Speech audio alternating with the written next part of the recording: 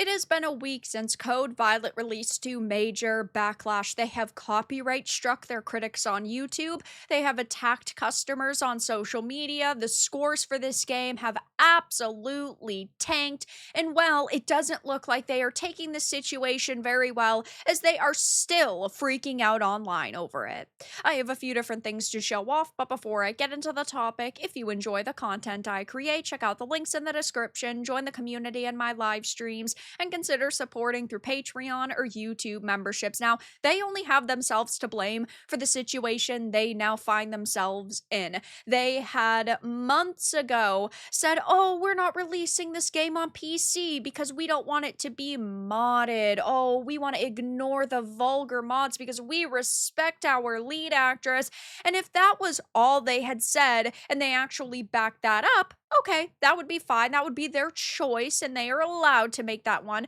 But when they put lingerie in this game, yeah, you look like a hypocrite. When people called them out for that, they went on a blocking spree, and they've double, tripled, and quadrupled down. Since their game had released just last week, they have now copyright struck their critics on YouTube.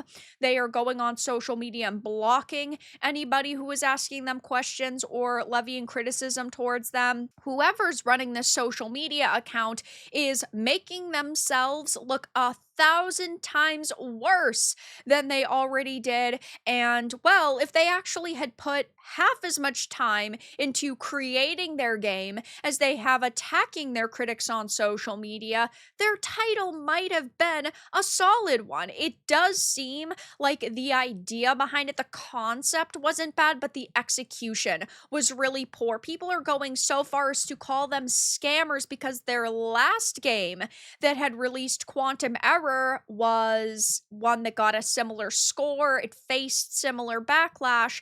And well, as you can see on Metacritic, it's sitting at a 30 critic score and a 2.6 user. Now they've tried to cope and say, oh my gosh, it's selling so well, guys. Are they going to prove that? No. And I don't think every game needs to come out and sell 1,000,000 copies, especially from a team of just a few guys who wanted to create something cool. I don't expect every game to be a 10 out of 10. But when you are releasing something that is getting 1 and 2 scores and your customers are furious with you and saying they felt ripped off, yeah, that's a problem. It seems that they didn't release it on Steam, not because they wanted to avoid vulgar mods, but because they didn't like Steam's refund policy. Because if enough people complain on Steam, and even if you've put 10 hours into a game, they will refund people if everybody is asking for a refund. If they can clearly see that something is awry and something looks suspicious, they'll say, you know what, we're going to ignore the refund policy, we'll just give you your money back. But PlayStation doesn't do that. The PlayStation Store is notoriously tough to get a refund on. Sometimes you can, but it's not a very simple process, and you even have to follow up on it. But yeah, I mean, the scores are terrible. And instead of just saying, yeah, our initial response wasn't great, or even they could say it was taken out of context and we wanted to get more to it. No, they've doubled and tripled down on the critics, on the haters.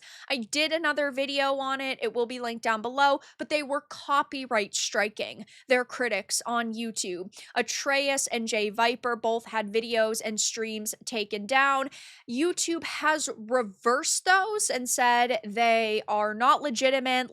They can't do this. Sorry this happened. The strike isn't on your channel anymore. But they fucked around and they found out, because now they're facing way more backlash over it. But if you go to the Teen Kill Media X account and you look at critics and haters and all of these keywords, yeah, you can see what's happening.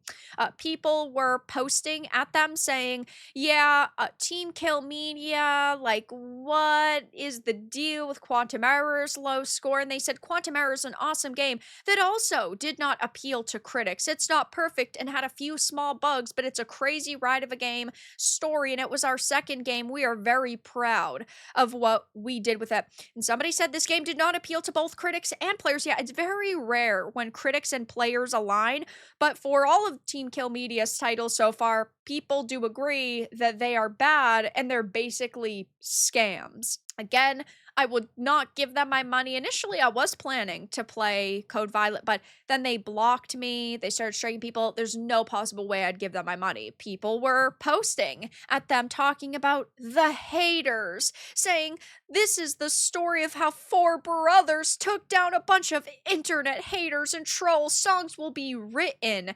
narrating this feat." And then they said, "We're unfazed by the haters. We are unstoppable because the real fans like you and all the rest of the amazing fans we have support us." Yeah, your real fans, as you like to call them, feel fucking cheated out of their $50. I don't think that if I was putting out something that was getting this destroyed, I would be going online saying, "Oh yeah, we own the chuds and we're so much better than you internet basement dwellers." Like, this is not a good look. If they just had said, "Yeah, we get it. We overreacted initially. We care so much about our product and like we were so defensive, but we're sorry. We've unblocked everybody. And listen, over the next couple of weeks, we're going to be patching things."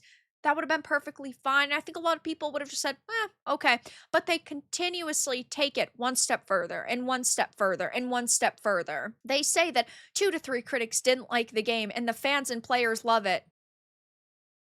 I don't think a 2.6 means your fans loved it, but whatever you say, guys, surely you're not coping and seething over the fact that your game must not be selling.